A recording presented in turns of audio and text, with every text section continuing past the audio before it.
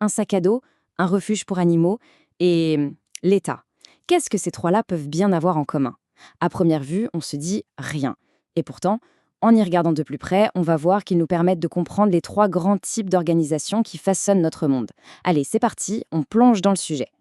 Alors, c'est vrai, la question peut surprendre. Comment est-ce qu'un simple sac à dos, un objet du quotidien, pourrait nous en dire autant sur le fonctionnement de notre monde? Eh bien, pour le découvrir, on va suivre l'histoire d'une marque qui a vraiment tout changé. Cette marque, c'est Kabaya. Et cette citation de Madame Figaro résume parfaitement son histoire. Un sac à dos qui n'était pas du tout fait pour être à la mode, mais qui a fini sur tous les dos. En gros, un produit super pratique qui n'avait rien à voir avec la haute couture au début et qui est devenu un vrai phénomène.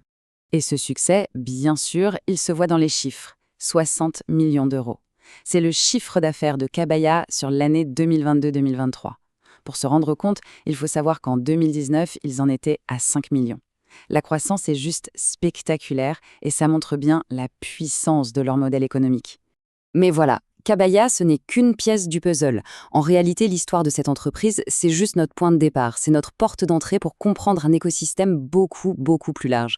Celui des différentes organisations qui nous entourent tous les jours.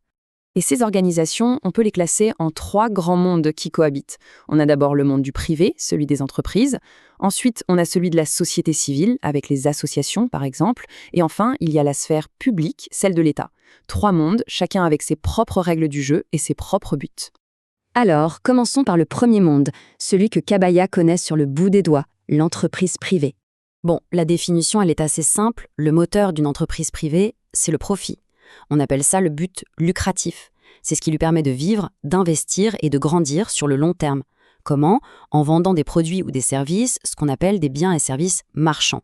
Et si on reprend notre exemple de Kabaya, tout devient très clair. Son but, il est lucratif, c'est de gagner de l'argent. Son activité, vendre des produits. Sa finalité, du coup, elle est économique et financière. Et son financement, eh bien, il vient des ventes et des investisseurs privés. C'est vraiment le modèle classique de l'entreprise. Sauf que l'histoire de Kabaya, elle est plus complexe que ça. Pour comprendre le deuxième type d'organisation, on va s'intéresser à l'un de leurs partenaires. Et pas n'importe lequel. La SPA, la fameuse Société protectrice des animaux. Alors là, attention, on change complètement de monde. Le mot-clé ici, c'est non lucratif. À l'inverse d'une entreprise, une organisation de la société civile, son but, ce n'est pas de faire des profits pour des actionnaires. Non, son objectif, c'est de défendre une cause, un intérêt commun à tous ses membres. Et la SPA, c'est vraiment l'exemple parfait pour ça. Son but, ce n'est pas de faire de l'argent, c'est de servir la cause animale. Elle offre un service de sauvetage, de refuge. Sa finalité est donc sociale. Et pour tourner, cette très vieille association qui date de 1845 quand même, elle compte sur quoi? Sur les dons, les legs et aussi des subventions. Ah, on vient de parler de subventions. Et ça nous amène tout droit à notre troisième et dernier monde. Celui des organisations publiques, avec l'État en tête de file. Alors, quel est son rôle dans toute cette histoire? Une organisation publique, en gros, c'est tout ce qui est lié à l'État. Les administrations, les mairies, les écoles publiques. Leur mission à toutes, c'est de fournir des services qu'on appelle non marchands, c'est-à-dire qui ne sont pas à vendre, dans le but de servir ce qu'on appelle l'intérêt général.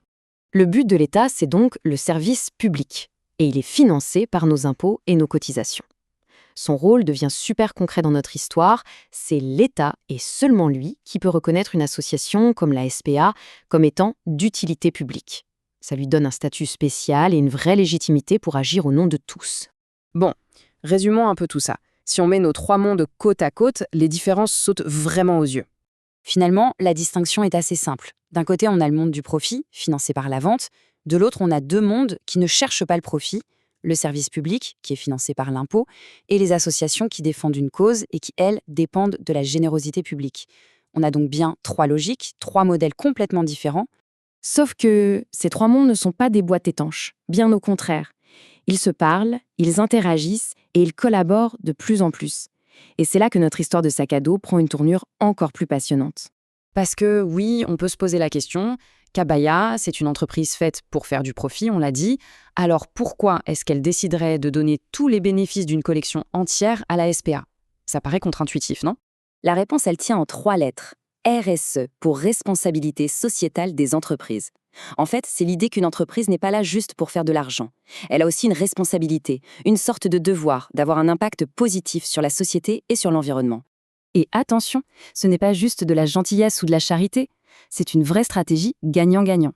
D'un côté, Kabaya améliore son image de marque, elle fidélise ses clients qui sont sensibles à ses causes, et de l'autre, la SPA, elle, reçoit de l'argent crucial pour ses missions et elle se fait connaître auprès d'un nouveau public.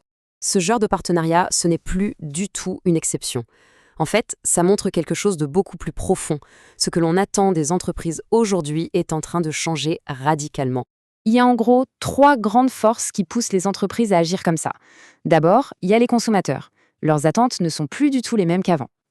Ensuite, il y a la pression de la loi, avec de plus en plus de règles. Et enfin, les entreprises elles-mêmes réalisent qu'avoir une bonne réputation, c'est un vrai avantage stratégique pour le futur. Et voilà comment la boucle est bouclée. On est parti d'un simple sac à dos et on a découvert tout un écosystème complexe d'organisations qui ont des buts très différents, mais qui apprennent de plus en plus à collaborer.